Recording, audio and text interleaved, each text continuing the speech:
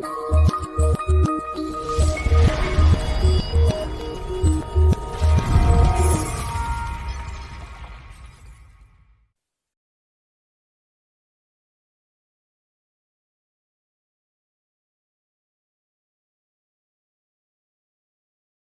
be honest with you, I really can't. It's so surreal. Uh, like what I said, when I talk to the young guys who wake up and they may not know where their path is going to lead them or where the game is going to take them, just trust your heart. Don't worry about what nobody's going to say because I sat years ago as a rookie in my second year, maybe my second year, I sat every day with Tibbs after practice and we talked about the Knicks, we talked about the battles, we talked about how great it would be to play them one day. And then for it to come true, and then I'm playing with Derrick, who I've been playing with my whole career, and we have the same familiar faces, but now we're in New York City. God doesn't make any mistakes, man. You just got to follow your path. You just got to believe in yourself, stay the course.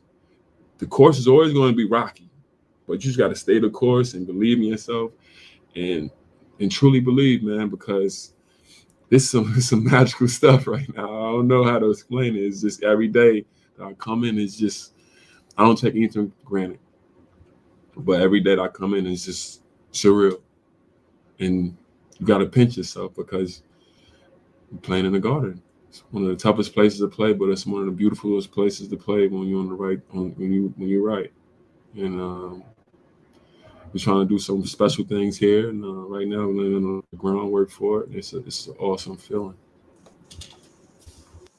Yeah, man. Shout out to Taj Gibson with the heartfelt interview there. You heard it, right? Yes, Were you able to hear sir. it? Yes, sir. Yeah, man. Yes, He was sir. in tears, man. Everything that he said is true, man. We do a lot of complaining, man. We was just talking about that before the thing. We get on other people's shows, we fight each other, all the stuff that goes down, man. But a lot of times, man, you got to sit back and really just see what's happening. It's kind of surreal how things are going down, just like how we said. And it's like, the magic. You're missing the magic. All of us are missing the magic right now, man. You can see the tears in his eyes, man. It almost made me want to cry a little bit, man. You know what I'm saying? Shit, shout outs to you, dog, for playing that video. I was about to just start firing shots just now, and then that video just changed up my whole mood. Yeah, it should change everybody's mindset, man, because just everything that Taj Gibson he explained. He was talking about Tom Thibodeau when he first came down, him talking the game when he was a rookie, and then him playing with Derrick Rose after all they've been through in Chicago, and even in Minnesota, and then coming back to New York. It is surreal, man. Listen, look where we came from as Knicks fans. The last 10 years or so, throughout Derrick Rose's whole career, the Knicks have been trying to figure it out. So it's just amazing. We just come full circle right now, and then the Knicks are finally good, and everything that could possibly happen, for us, good fortune wise, has happened this season, and it's a good ride, man. Yo, and what's crazy is you know, Derrick Rose for the first time since 2015 has played consecutive games of 38 minutes or more.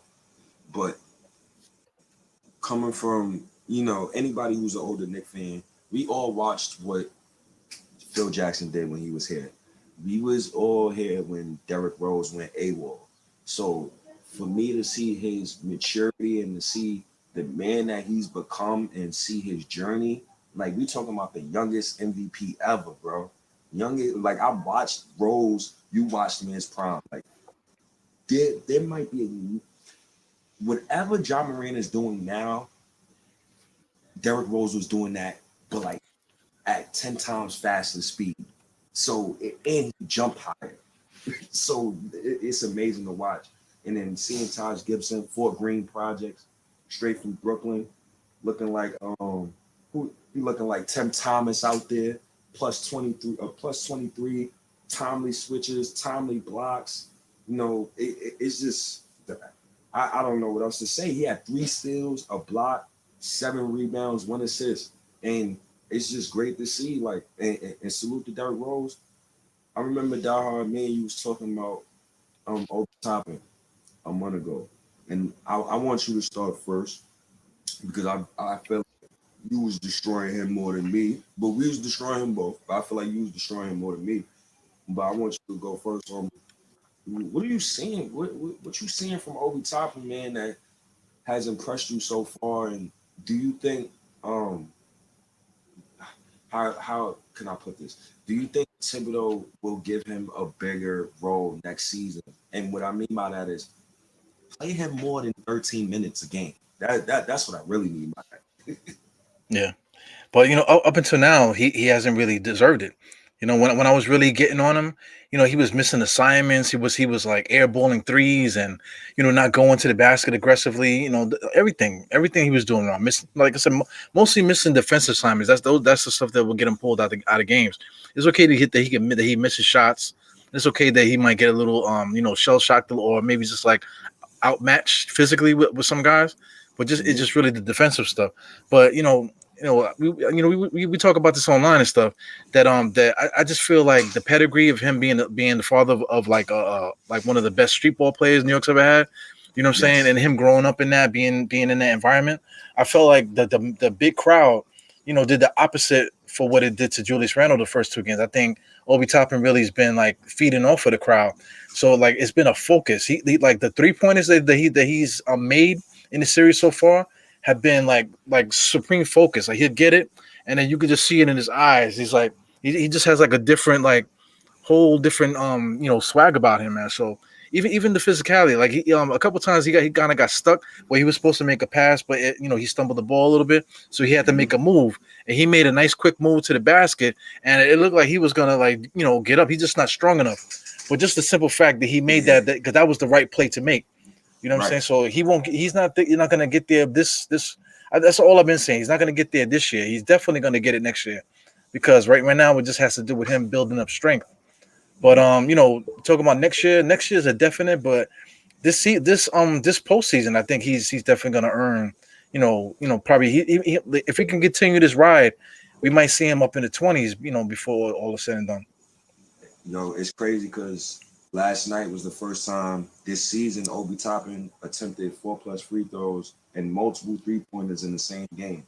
So it matches everything what you're saying right now. He's more aggressive. When he get the ball, he's not indecisive no more. Like he gets the ball, he know what he's gonna do. He's attacking the basket finally. He's finally using a pump fake and then driving into the lane, something I've been wanting to do for months now. You see his mother at the game, she's crying. Obi just got you forgot he got a newborn kid. So now he's a grown man. So now he's not playing just for himself now. Now he's playing for somebody else. And I'm looking at Obi last night. I'm like, damn, that boy got a motor. Kevin Knox don't have a motor. And that's the main difference. But I also got to take into account Knox is 21 and Obi is 23. Knox don't have kids. You get what I'm saying? Like they on two different timelines, but they want the same goal. So another thing now, I wanted to bring to you. I know you probably said it was Kevin Knox shooting after the game last night with Obi Toppin, and I'm really intrigued. Those two guys, I believe that both of them will be on the roster next season. But more so Kevin Knox, I'm really intrigued to see what those two guys is going to bring next season. And I just hope Obi just gets better. I really hope he could get better. I really like what I see from Obi, especially from with him with the crowd. But Randle. I think Randle, man, I think he was just trying too hard. Yeah, trying to do too much really. Mm-hmm. So he got caught up with that. So I think that's something we just got to deal with because he's never been to the playoffs. He's never been in the role where he's been like the main guy. Mm-hmm. So I think he just put too much pressure on himself. You could just see it in his body language and everything. Once he finally started to get it going in that fourth quarter, you could see that he was snapping back to the old Randle from the season. So I'm expecting him to really go off in Atlanta. And let's stay with Randle real quick, like, because I be feeling like people just be getting at me like they be thinking I just hate Randle. Like nobody hates Randle. The thing with Randle is we both watched the first game. How did Randle play the first game, dog? He looked scared. He looked scared. He looked scared. The second game, the first half, I'm looking at Randall overpassing. I never thought I would see the day Randall overpassing. He's 0 for 6. But the one thing that I'm so interested in Randall scoring, I forgot about his defense. You know, players guarded by him yesterday was 0 for 15. And I'm just so interested in scoring because that's the role I got in my mind for him. You get what I'm saying? So even though he's been playing shell shock on offense, his defense, his rebounding has been, it looks better than the regular season. So he's impressing me, but at the same time, he's disappointing me at the same time. I expect better from him. I really do. Yeah, he just got to calm down. I think definitely in Atlanta when the New York fans are not there going crazy, he's still gonna hear the same defense from the Knicks side because this man New York is in Atlanta. But he just won't have like that extra pressure of doing right by us, making sure that he does the right thing for us. So I just think he's gonna be ill. And you made a good point too about his defense. That's that's a lot. That's one thing that nobody really talks about. He does a good job communicating. On offense, when the guys have a break and play, everybody's talking to each other. I was talking about that with my stepbrother today. Everybody's doing that. Derrick Rose is pulling guys to the side and having conversations. The beauty about it is back when we had like anything like Tim Hardaway, how he was arguing with Trayer and they fighting on the court about certain things. On this thing, like let's say if Derrick Rose has something to say, everybody's quiet and listening to him. But it's not just Derrick Rose and it's not just Julius Randle. If Bullock got something to say to Randle, Randle's quiet and looking at Bullock in his eyes, and they come to agree, and then you can see Randle go, I got you. All right. That, you know what I'm saying? Everybody's like that. So that's the type of shit we on, man. So, I think we're going to be in truthfully, man, now after this game, and I feel like everything's going to settle down, I feel like we got a good chance to sweep the next 4 games and just get these guys out of here, because it's not really talent wise. They have more talent than us, just for the simple fact that they just got more offensive players, but they just don't play. They have been playing better defense, but their defense doesn't match us. We're just more physical than them, so we can overpower them, that type of thing. So, right now, hopefully we can get back into the same feeling we had before the season start, and we can just get rid of these guys, man. It just comes down to something that Tibbs is notoriously known for not doing, and that's called adjusting. Yesterday's game, how did the Knicks come back in the second half of that game? He adjusted. He comes out, instead of Nerlens and Alfred, he puts Taj and Rose to begin the third quarter. Now, here's my thing, right? And Nerlens Noel, he's been playing well, but specifically for the playoffs, and I'm watching for these certain little things, dog. I'm seeing teams load up on Randall, and Randall can't give the ball to Nerlens because he can't space the floor. This is why I want a guy like Mo Bamba. This is why I keep saying, go get me Mo Bamba, somebody who can space the floor. I'm seeing teams load up on Randall. I'm seeing teams load up on RJ. RJ hasn't even had a signature game yet. So Tibbs got to get those rotations together. He got to. If you're not going to start the game with Alfred, the most logical thing, what I would like for him to do is start Burks or start Frank. But here's the thing. I don't really want him to start Burks because the bench, first game, I believe we scored 61 points from the bench. We got 61 points. Second game, 55 points. So I don't want to mess that up. So game 3, how do we, like, Dahar, where do we tackle that? Like, what are we going to do? Like, how is Tibbs going to adjust to this? I got to know, bro. Because he be killing me with that, bro. Like, he's 63. He's stubborn. He's stuck in his ways. But at the same time, you got to adjust, bro. Yeah, man. I mean, it really starts with Elfrid Payton. We've been talking about him like to death, but he's the main, peg in this puzzle that just doesn't fit right. Everybody can see it. I know Tom Thibodeau can see it, but it's tough to play the year all year with him being your starter, and then now he's just really not producing, and now you got to give up on him because you like you're nothing if the coach don't believe in you. You know what I'm saying? So Yes. they he's waited all this time. He have all his, but now the chips are on the table. The Knicks have to win. We're playing to win now every single game, so we can't be playing this loyalty game anymore. Now it's like, listen, man, you don't have it. Well, maybe we'll go back to you later on in the playoffs, but right now you don't got it. You need to get out of here. So I'm on it like Alfred shouldn't play the rest of the series. You know what I'm saying? If you're gonna need that extra guy to come in there and play, let it be Frank. Here's the thing though. I don't know who we should start. Because Derrick Rose would be nice for Derrick Rose to start, but then you don't want Derrick Rose to be out there for 48 minutes. Because Tom Thibodeau would do that to him. You That's know a what I'm saying? fact. So a guy like Burks, Burke, him starting didn't really do it for us. He's more better coming off the bench, getting himself loose playing That's against a the fact. second unit and stuff like that.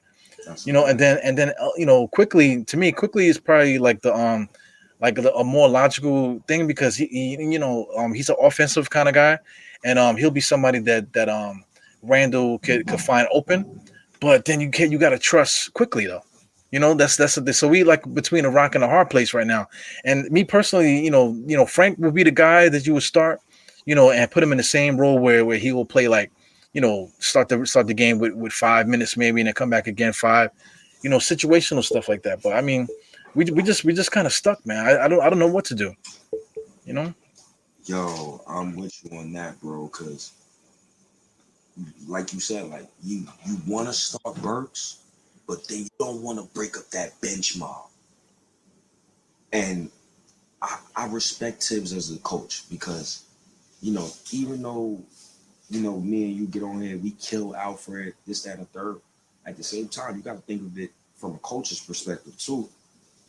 Um, just like you said, you're not nothing if the coach don't believe in you. Like if management don't believe in you. So if Tibbs was to pull Alfred and let's say he start Frank, and I'm a Frank, I love Frank.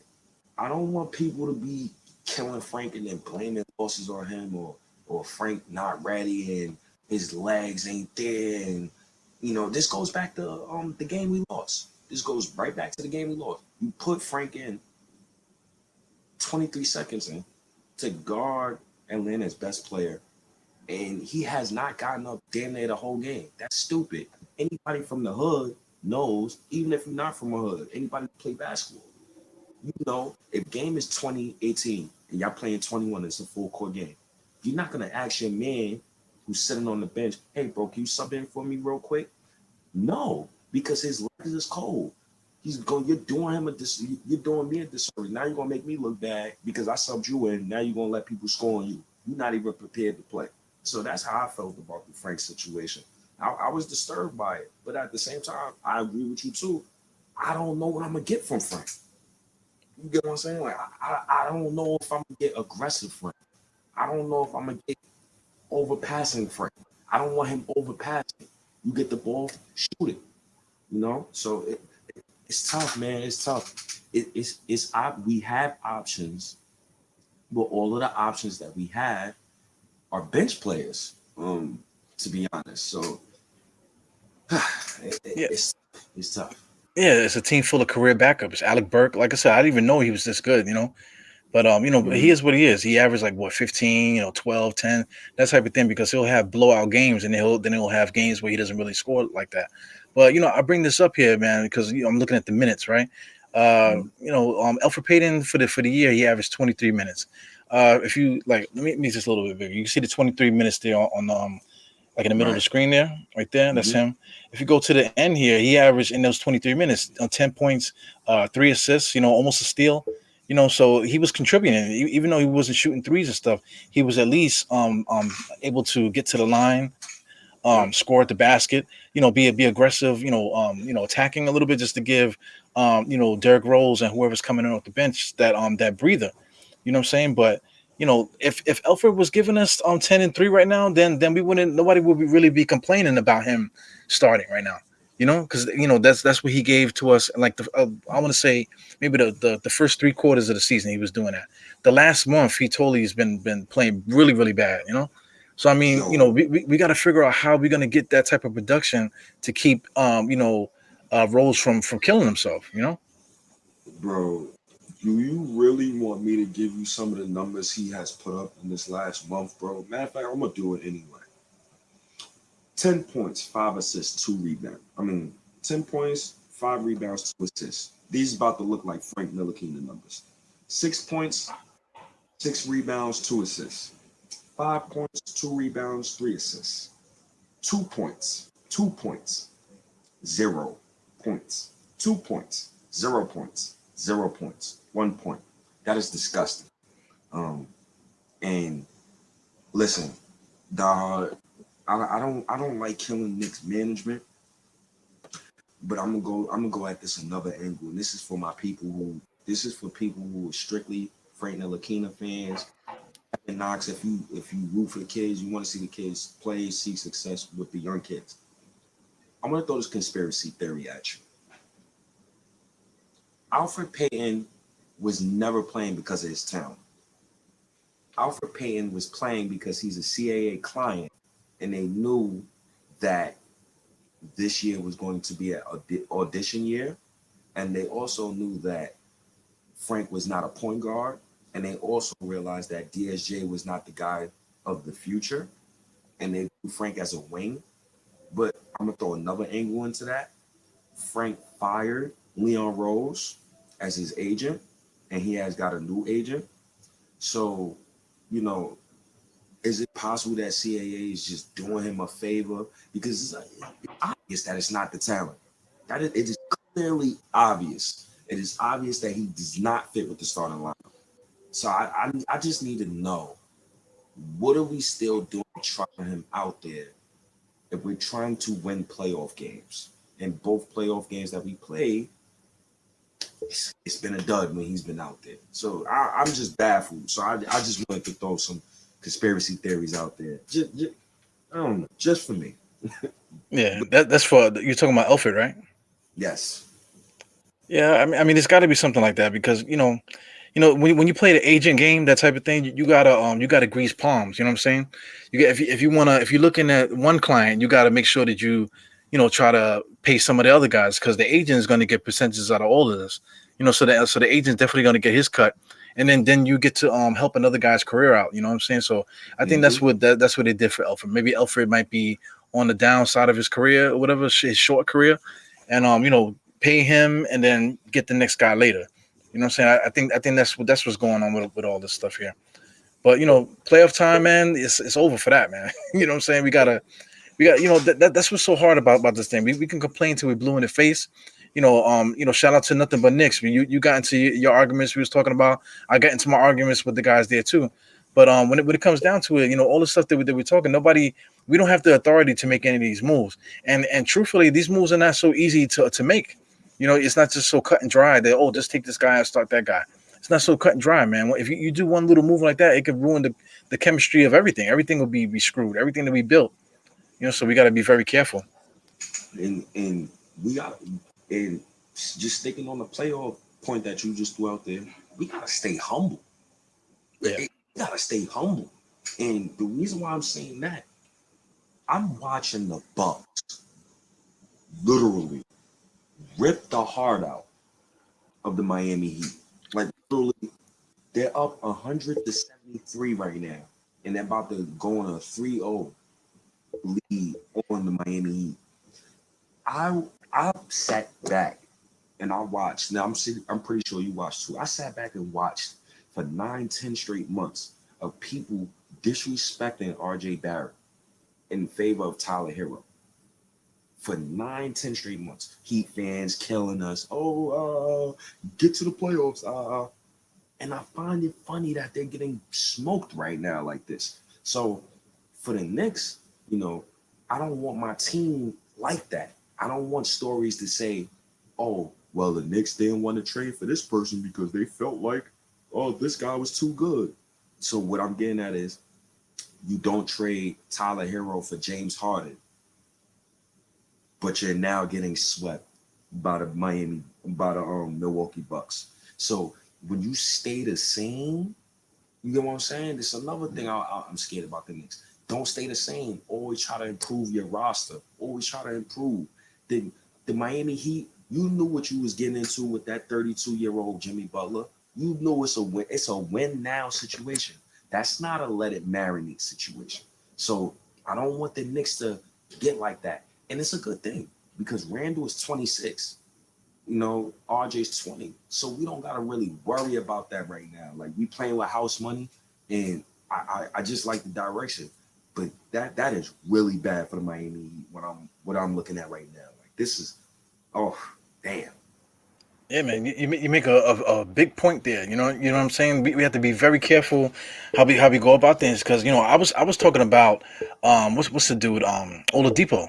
I was talking about getting Oladipo, and then look, they the ones that went and got Oladipo, and that would ended up being just a wasted move because he's not even playing for them right now because they actually need Oladipo to help them with the Bucks right now.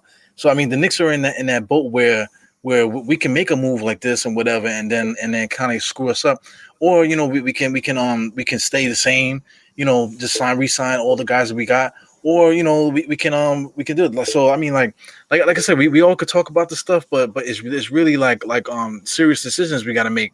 You know what I'm saying? Because we absolutely cannot stay the same.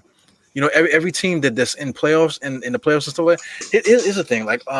Like just arguing with people. They like sometimes me and you get into that too, where we're talking about I want to build for the future, this, that, and the other. But the future is not like we don't know what's gonna happen in the future. Right now, we know what's happening with this current group, and right now we loving what it feels like to be a playoff team.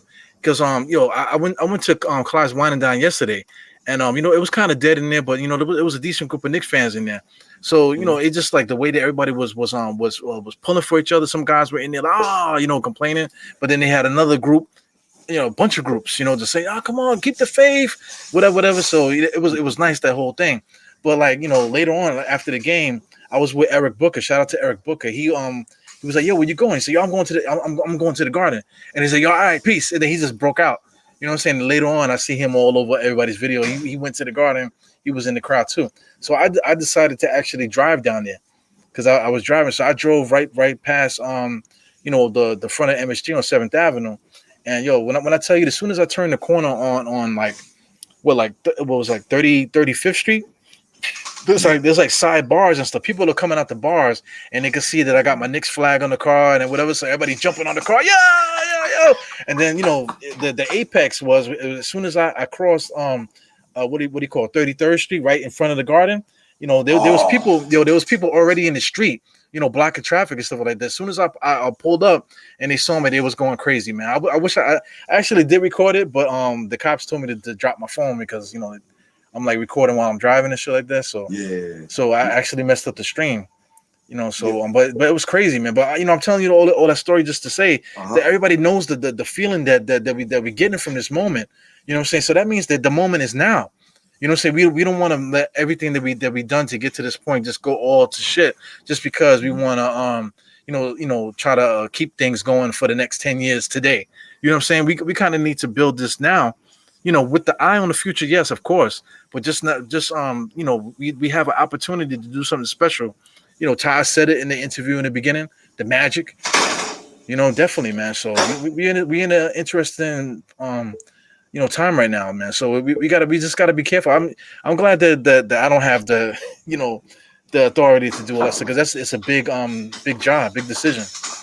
Bro, imagine having to deal with it, and this is several things we already talked about, but we really gonna have to talk about a lot of them soon. Imagine having to deal with what you gonna pay Randall, what is Obi Toppin ceiling, and where does he play out in this situation? Are you gonna pay RJ Barrett next offseason because he's eligible for an extension in 2022? Are you gonna pay Randall this offseason where he's gonna make 23.6 million, or is you gonna pay him the max? Which I am firmly against paying him the max. I'm not paying him 30 plus million. 30 plus million is reserved for two-way wings and MVPs. I'm not giving him 30 plus million. So that's out of the question. But another thing is egos. I heard Randall talking about, next season I could get even better. Whoa. What do you mean by that, brother? Because I know RJ Barrett, I know he gonna want some of that shine too, brother. So, we a lot of things gonna happen. But that Obi Toppin and Julius Randle thing bothers me the most, dog. Like, and going back to yesterday, last night, I leave work, right? So I got on my Knicks shorts, I got on some blue sneakers, I got on a Knick t-shirt and a Knick hat. Man, and like blue, I got on a blue face mask or whatever. I'm just walking down. I'm walking up 33rd and First Avenue. I'm just walking straight up, walking for my job, walking. So all I hear is Knicks tape. I'm looking around. I'm like, what the fuck? Oh, my man, Knicks tape. I'm walking up the block. Hawks tape. I don't want to curse, but you know what they said. I'm like, all right, yeah, the Hawks is trash. So I get the 33rd and 7th. But the big crowds already they already got dispersed by the police because they put up the big fence and all that. I get the 33rd. I get the is that 32nd? No, I get the 34th Street and 7th Avenue. Near the train station is that. All you hear is F Trae Young, F Trae Young, just repeatedly. F Trae Young. And what I'm getting at is the energy is so positive that you can't go into this off season and tell me you don't get me a franchise point guard. You don't do that. That's one thing the Knicks can't do. You don't do that. You don't come out of this off season without a franchise point guard. You don't come out of this off season with 3 players and you like, ooh, the Knicks top 3 seed now. With those three, because all you gotta do is replace, honestly, Mitch gonna be here next season. Obi gonna be here next season. IQ gonna be here next season. RJ gonna be here next season. That's 4 dudes, and I'm gonna include Kevin Knox just because I see him always shooting. People always kill him. I'm not gonna do that. But you got all these guys to bring back. We can do something special here. It's a lot, and we got Norvell Powell, Pele, and we got Luca. My boy Luca Vildoza. So that's 6 players already that you could build off something like that, and that's nice to see with along with Julius Randle. But that's a story for another day. I just like where we going, and I know what young superstars looking at this right now. Like I know they seen the videos of fans cheering in the street. I want to see. I want to see. I'm really interested in that. I'm really in. That was nice, and seeing the fans, just seeing us happy. Like we're not talking about the lottery. I'm so happy. Yeah, I remember 2013, man, when Melo was here the last time we was good. I remember that, but I remember after the game, guys hanged around, but everybody was just going home. It wasn't really like something where everybody was hanging around the way that they're doing now. This is a whole different thing. We got the pandemic that just came off the pandemic, kind of. We still in a pandemic. People acting like everything is all good, but we're coming off the pandemic now. People haven't been outside in a while, so people are really wilding. But it's just a perfect storm. Like the team just matches the identity of the city for the first time in a long time. That Melo team was cool, but every time you watch the video, it's really just more about Melo. When everybody, everybody keeps talking just about him, not really about the moment. People don't even remember the teams that he played with, really. They just really focus really on him. Remember Melo with the 60-point game? Melo with this. Remember when he did that, hit the clutch shot, that type of thing. But this season is not really like, yo, remember when Julius Randle did this, Julius Randle did that. It's like, yo, this guy, it's a whole team thing. It's not just team on the court. The whole fans, everybody's. But that dude that you seen the clip with the guy spit on Trae. Oh, disgusting, bro. Yo, I love the simple fact that everybody was on it. Like, yo, man, that's bullshit. You shouldn't have did that. As a unit, everybody was with it. Is on with the shit with that. So it just it's a perfect storm. Everybody's on the same page, man. So. That's the real the key to all this, man. Is while we talking about how we can get better, just the simple fact that we're together, man. It's just this is a very special time, But it's also hard not to talk about the future, man, because we are going through what we're going through now. But like you said, franchise point guard. It would be nice to get another like true scorer. Kawhi is the one that keeps flapping in the wings, man, because the Clippers look like they might get swept by the freaking Dallas Mavericks. They lost 2 games at home. They are going to get swept, and Miami Heat is going to get swept as well. And as soon as the Clippers get swept, we're going to have to have a really long conversation, because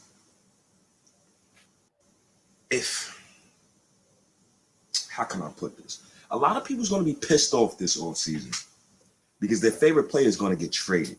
The only person who is safe, and I'm going to be honest with you, who is safe from any trade right now is R.J. Barrett, who's safe, and probably Obi Toppin.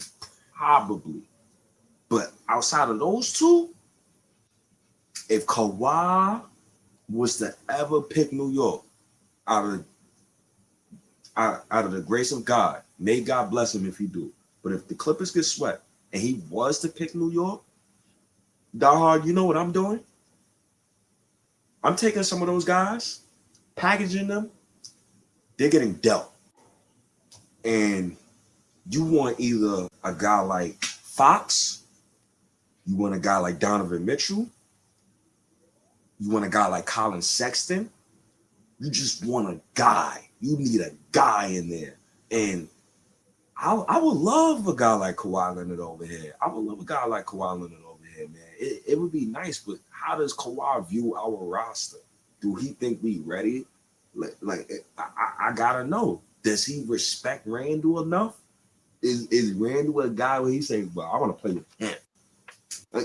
I gotta know. So it's tough, man. But it's nice that we can actually have these conversations because our culture is different. Like we can actually have a Donovan Mitchell conversation if Utah loses in the first round. You can have a John Morant conversation because I'm looking at stuff right now, and John Morant dad, a Utah Jazz fan, told his father, I'll put a nickel in your back and watch you dance, boy. And it's stuff like that like that face, like it's like that where you look and you like, damn, like it's just basketball, homie. Like you don't gotta disrespect his pops like that. But keep doing that, Utah fans. Keep on poking that bear. That's all I'm gonna say. Keep poking that bear. Yeah, Utah is really lucky, man, because they're a team that I didn't think they was going to be doing this well, where they would lead the league in their record and shit like that. So they're lucky, man, because if they weren't winning the way they're winning, then Donovan Mitchell might have been traded already by now, because I mean they can't really get better. They're also lucky too that the other guy got the 6th man of the year. A couple things that went their way this year that got them like that, but as you can see in the playoffs, these guys are not really ready for all that stuff. But I want to bring up this point about Kawhi. Kawhi, he's definitely one of the top players in the NBA, top 10, whatever people want to say. You know what I'm saying? Mm-hmm. One of the better defenders as far as a go-to guy.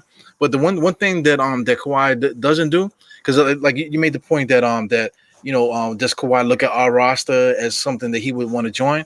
But also, too, is he a guy that our team is going to look at, say, yo, is he going to fit with us? Because he don't speak. You know what I'm saying? The dude is bugged out. He don't say nothing. That Toronto championship, the guys were trying to talk to him or whatever, and he was just like stone faced. He don't even want to give dudes pounds and stuff like that. It's just weird. So you don't fit Tibbs though? You don't think that fit Tibbs? Well, at the beginning of the show, we was talking about how Bullock and these guys, if they got something to say, they talk. Everybody's talking. Derrick Rose pulling everybody together and talking and whatever. Kawhi don't really do that. You know what I'm saying? So if Kawhi comes, we definitely gonna have to get some of these guys to come in, to stay in order to keep that continuity with the communication. But if it becomes weird where our guys are communicating and Kawhi is still in his zone, whatever, and he's not contributing to the whole thing, even with Tom Thibodeau, because Tom Thibodeau curses everybody out I feel every time the Knicks don't do nothing and they call a timeout or whatever, you can see that Tom Thibodeau's about to dick at somebody's ass. You know what I'm saying? And I'm not sure if Kawhi is gonna be the dude that's gonna tolerate that. You know what I'm saying? Like, you're gonna yell at me today, but guess what? Load management for the rest of the week, motherfucker. You know what I'm saying? We definitely didn't want to get into that thing. So, it's just two sides of the story, though. Yo, I I'm gonna be honest. I don't think that would ever be an issue with Kawhi. I think Kawhi, you gotta understand, dog, he came from Popovich. If you think Tibbs cursed people out, imagine Greg Popovich. And But I've look heard what he did to stories about Popovich, him. though. Look what he did Huh? to Popovich. But the reason why he did that was because Tony Parker spoke on his injury. Remember, Tony Parker said, "Oh, I had a quad injury. I was back in a month with a quad injury." How you gonna tell another grown man how he needs to feel with his body? You get what I'm saying? So of course Kawhi is gonna be like, "I'm out of here," and of course he's in San Antonio.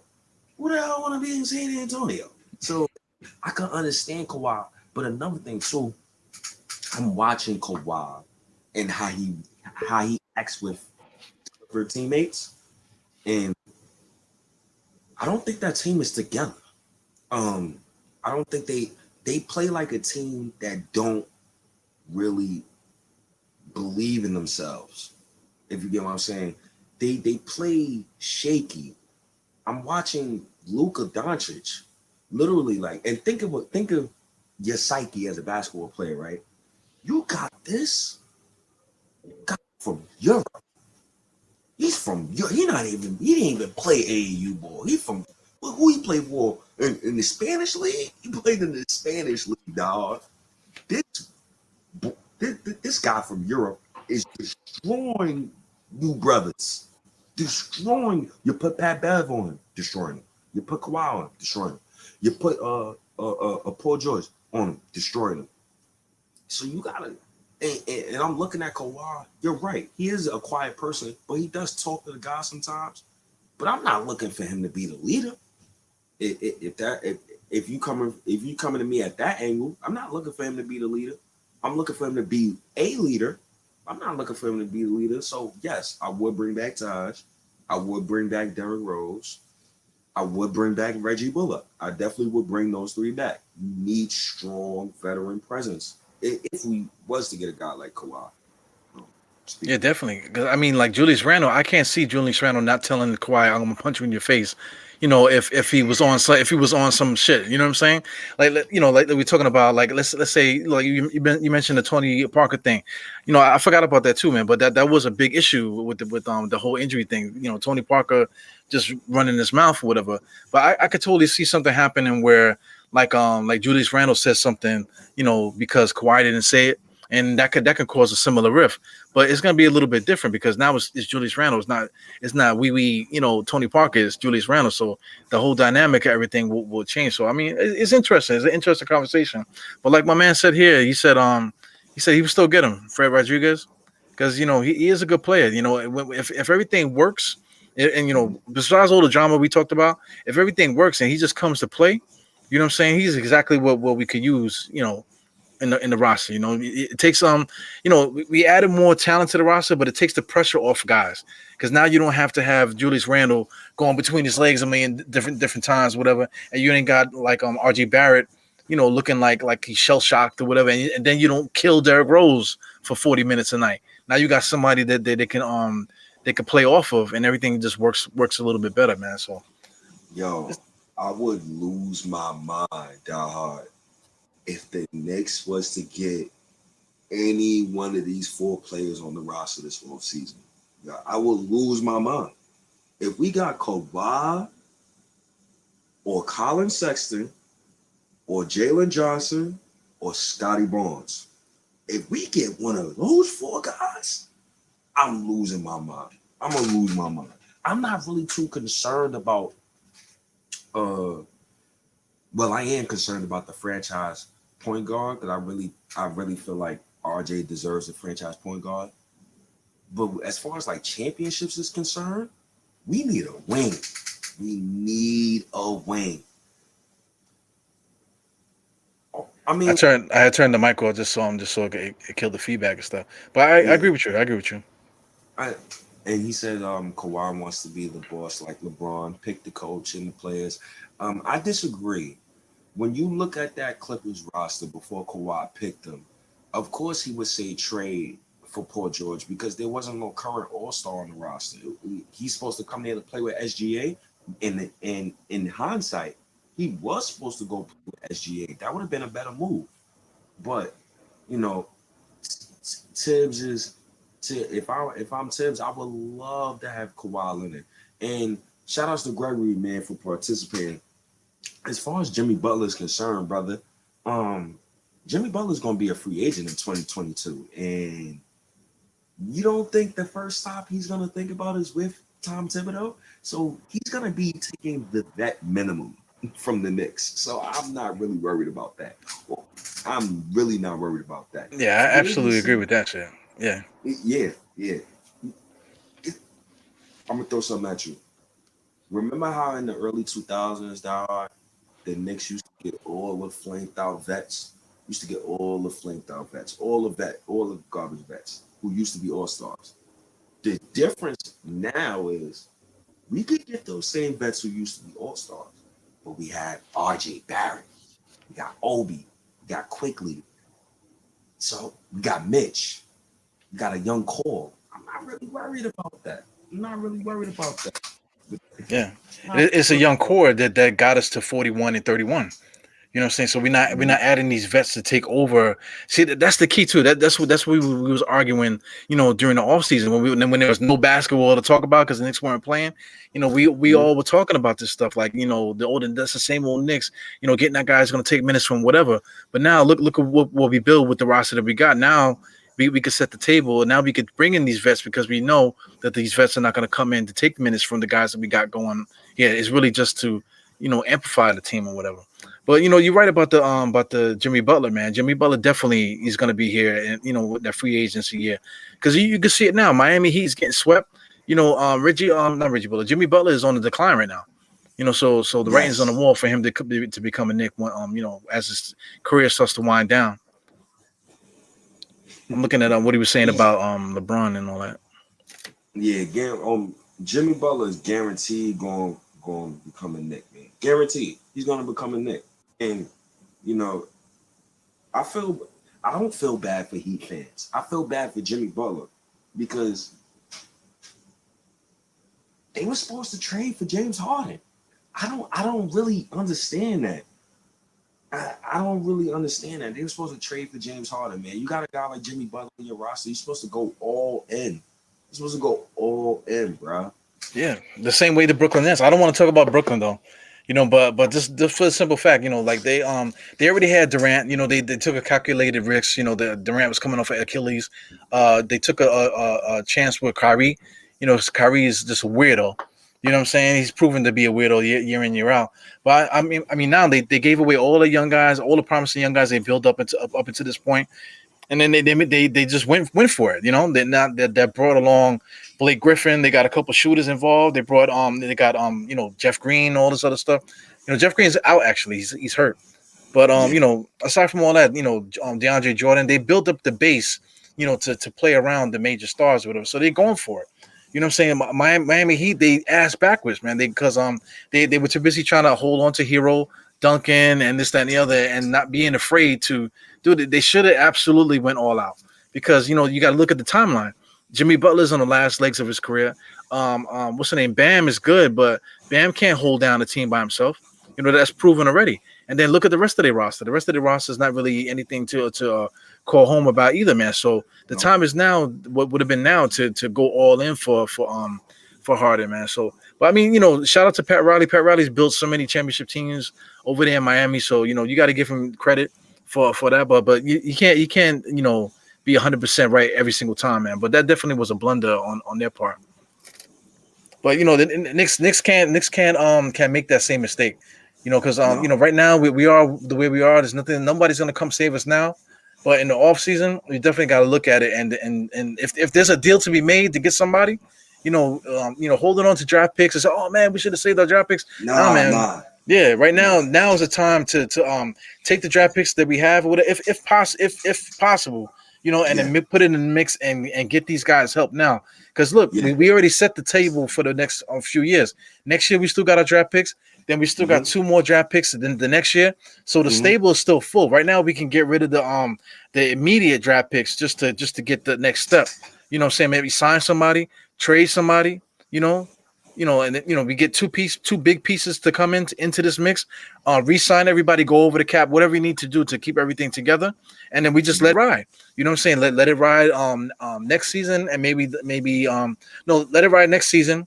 And then even the next season. Then when we get those two draft picks, then we just do it again. You I, know? I, yo, dog, I would absolutely put that 2022 pick unprotected on the table. Absolutely, I would absolutely do that.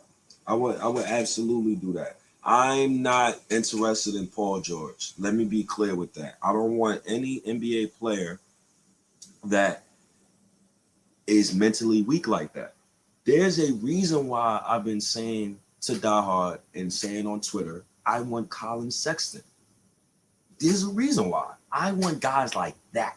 I want guys who want to compete. I want guys who, like Obi Toppin, who get better when the lights get brighter. Those are the type of guys I want.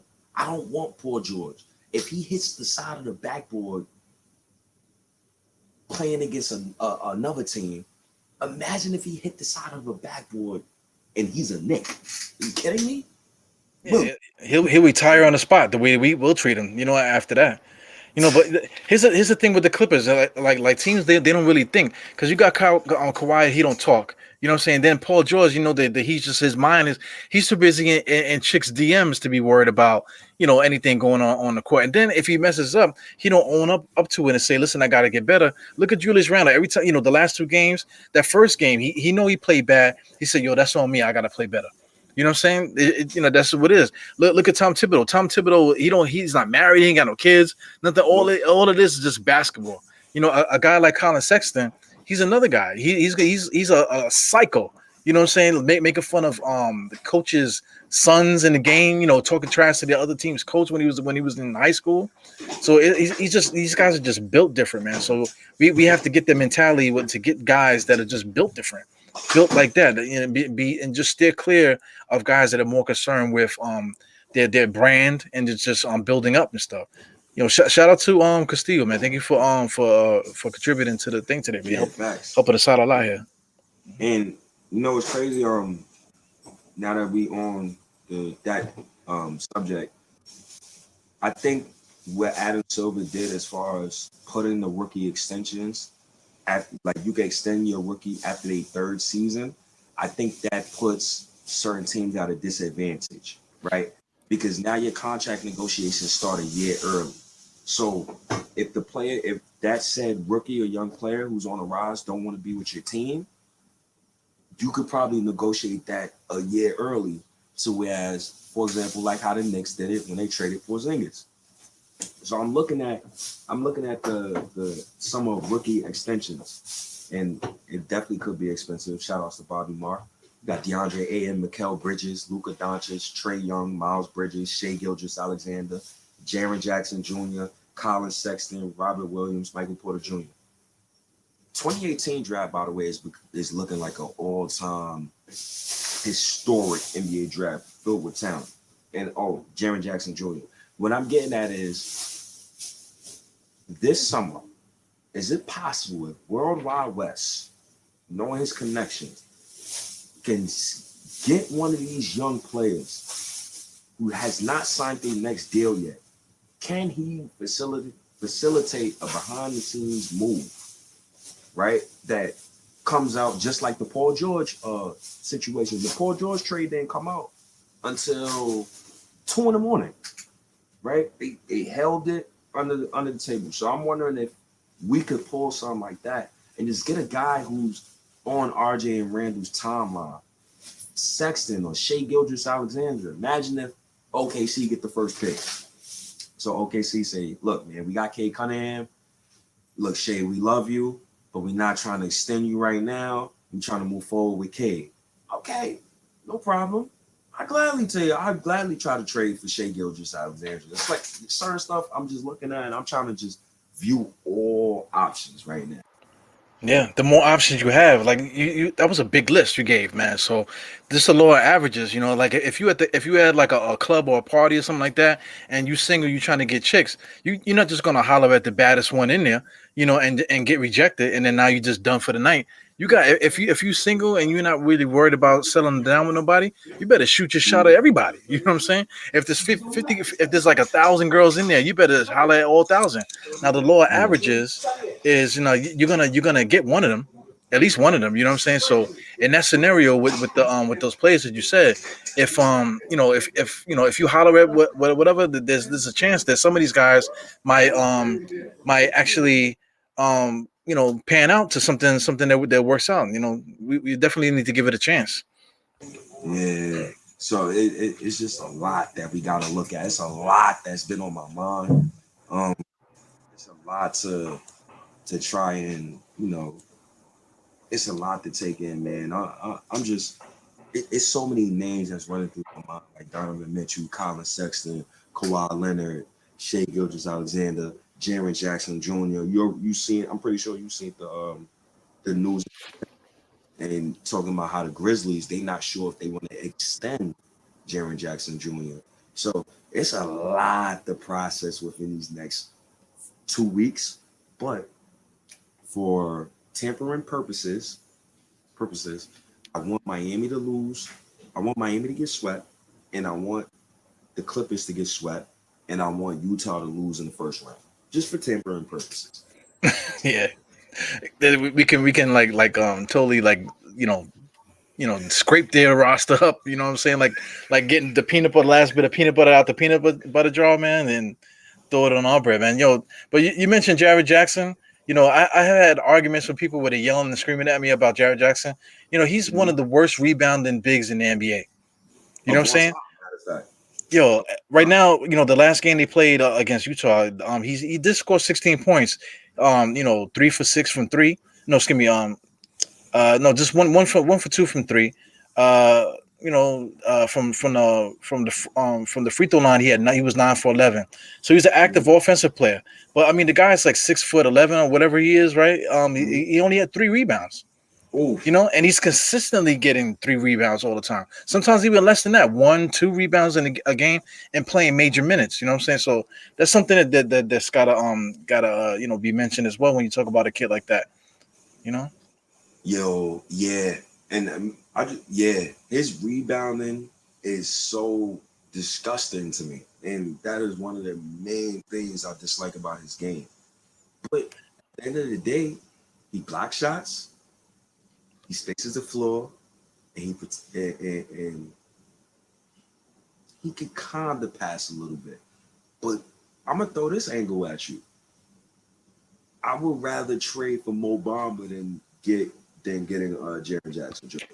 Just off of the fact of rebounding. And Mo Bamba is from Harlem, and he knows the city. And I keep saying this: Tibbs, go get Mo Bamba. Send Kevin Knox home. Send him to Florida. Not Knox. Yeah, I'm with that, man. I'm done. I'm done with Knox, man. It ain't nothing personal. Ain't nothing personal with the kid. Not everybody works out at every situation. You know what I'm saying? Even like major players, that are doing well now. In the beginning of their career, they weren't. They were tossed around. Like shout out to like Kyle Lowry, those type of guys. They didn't really stick to their first team. It took them a little while. But I want to stay with the Memphis roster. Shout out to P Lover here. This is my brother-in-law here. So we were actually talking about Memphis today, man. Dylan Brooks is a guy I want, man. But he signed to a rookie. I'm not sure if it's his rookie deal, but he got it's basically $11 million a year for like the next 2 more years. But that's the dude I want, man. Another guy, Valanciunas, will be a decent center to pick up. If once we get done getting the major moves that we need to make, Valanciunas might be a guy that we might be able to pull. And there's a couple young guys on the team that's pretty good, man.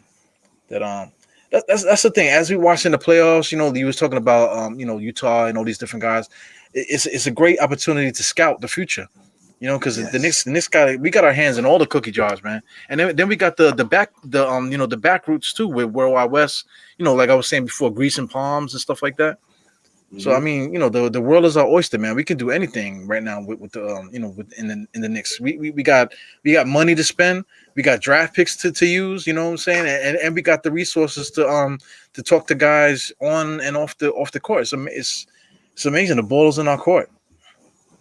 So Knicks just can't. They cannot mess this up, bro. Like literally, like shout outs to Steve Mills, shout outs to Phil Jackson, shout outs to David Fisdale, shout outs to Jeff Hornatrash, shout outs to Kurt Rambis. Without you bums, we wouldn't be here right now. So without that pain that I've endured for like 7 straight years, without them, we wouldn't be here right now. Without Phil Jackson, we wouldn't have all our draft picks right now. To be honest, James Dolan, salute to James Dolan. He banned the fan that spit on Trae Young. He's been doing a great job as an NBA owner. Yeah, and shout out to Ban Phil Charles Jackson Oakley. because Phil, yeah, he banned Charles. To Yeah, ban but Oakley. Phil Jackson was the one to get Dolan to stay away. You know, Yeah. he was the initial first one to get him to stay away. You know, and then the only thing that he said so far this season was when they had that COVID conference with the mayor and the governor and stuff, and they were talking about opening up for the playoffs. That was the first time I heard from the dude in a long time. You know, I kind of forgot what his voice sounded like. He's a weird dude, man. But I mean, it's just good vibes all around, man. It's impossible for anybody to be upset, but people still find a way though, man. But it's absolutely impossible to be upset as a Knicks fan right now. Very. Yeah. So Very. what do you think is going to happen Friday, man? Damn, dog, put me on the spot before we get out of here. Damn. Um, I just hope Tibbs adjusts, bro. I just want him to adjust, man. I don't give a damn about who he started at point guard. I don't give a shit about. Like I'm at the point like I could sit here and tell you, but I just want him to adjust. If he adjusts, because you got to think Atlanta's going to be home, so Atlanta role players is going to play better. Then remember, in game 2, Atlanta shot 0 for 8 in the last like 5 minutes of the game. Their role players ain't going to do that at home because they're going to need some home cooking. So we're going to have to play hard. If Tibbs changed the point guard rotation, thank God. But just play hard, try to win the game, bro. Try to win the game. I think it's going to be a close game. And I think whatever team that wins is going to win the game by less than 5 points. The Knicks will win this game if we hold Atlanta under 100. Guaranteed win. I don't care how much we score. We hold them under 100, we're going to win that game. If they score above 100, I kind of got an issue with that. Yeah, I definitely agree with you, man. But the main topic for me but for both teams is statement game. For both of them, because I mean, leaving the court, Trae Young put up the A, say, "Yo, I see you in the A, I see you in the A." You know what I'm saying? So I don't know who he was talking to, but Trae Young and Nate McMillan. Shout out to Nate McMillan. He's a great coach, man. He's been bouncing around this NBA, but he's really good at making adjustments. Where Tom Thibodeau fails, Nate McMillan is really good at that. But I mean, Atlanta's going to try to run us off the court. You know what I'm saying? And then on the Knicks side, we need to reestablish our defense, get physical and stuff like that. So it's a battle of styles. So I feel like one team is gonna come out with that statement. And I just hope it's the Knicks, man. Like the chances are for me, I think the Knicks can just run them off the court. And I think if they do, Atlanta has no shot in the series after that. But if Atlanta does come out and the Knicks don't match them, we're gonna be in trouble. It's gonna drag this thing out longer than it needs to. We don't need a game. We don't need these guys to go the distance because I need Derrick Rose to get some goddamn rest. That's who I'm focused on. If anything happens to Derrick Rose, let me knock on wood, we're done. So pray. That's another thing too, as far as Tibbs. Stop playing that man so many goddamn minutes. Like I seen his ankle the other day, he was limping. I understand Derrick Rose is a warrior, but at the same time, without him, we're done. So he got to change that up, man. Yo, I'm gonna take it even further, man. The game 5 is July 2nd.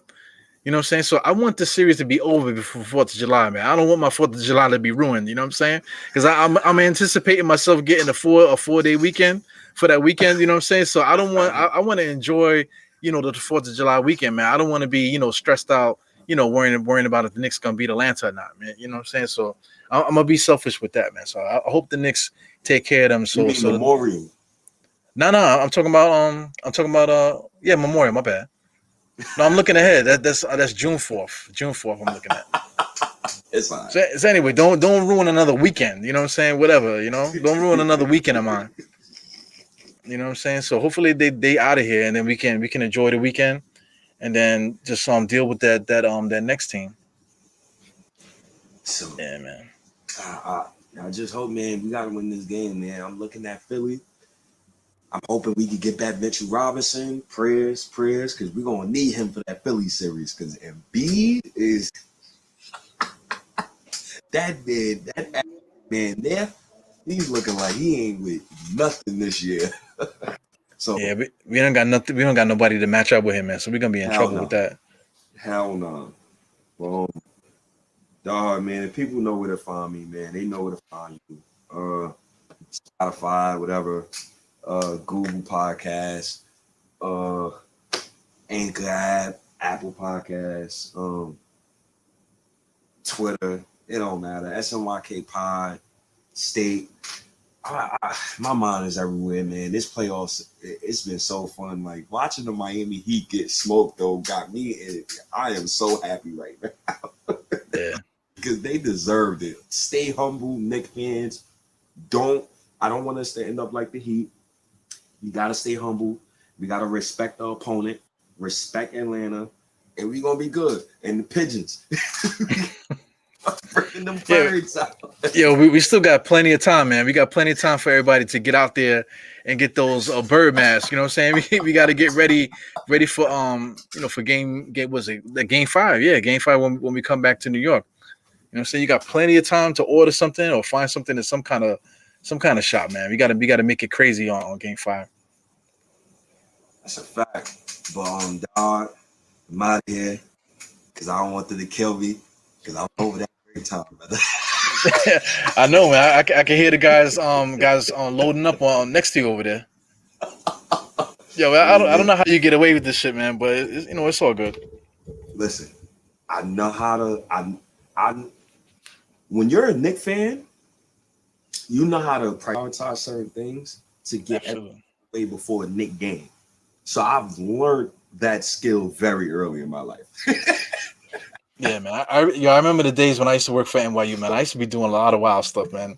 If we ever get a chance, I'll tell you all my little stories and stuff that I used to be doing over there. Yeah, man. Yeah, man. Good talking to you as always, man. We definitely gonna get up one of these days here. Like probably either before or after the next game, probably, right? Yes, sir.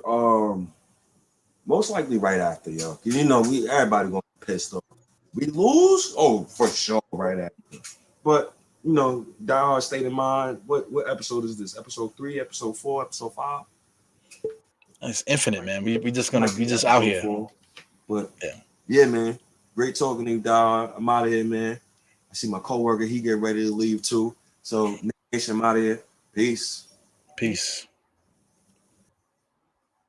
All right, that was my man State. Yeah, man. So I mean, keep looking out for Die Knicks State of Mind. Me and State, we get up with each other usually around 9:00. It all depends, because as you can see, he's delivering Nick babies over there, and I got a family and kids that I gotta lock in the closet in order to get myself together for this stuff here too, man. So I mean, I know everybody's legally blind now from watching this for this whole hour talking Knicks, but while we here, go to manscaped.com, guys, and check out Some of the stuff that they have here, they got like clippers and all kind of stuff. I use all this stuff. Their boxes are great. The clippers is what I've been shaving my head with, man. My head feels great. So there's a lot. They're very versatile company, and you can go to their website and use promo code DieHard20 to get discount 20% off on your next order, man. So keep that in mind when you're out there. And before we go, 4 fingers to the forehead, tucking the thumb, salute, and I see you guys on the next one, y'all.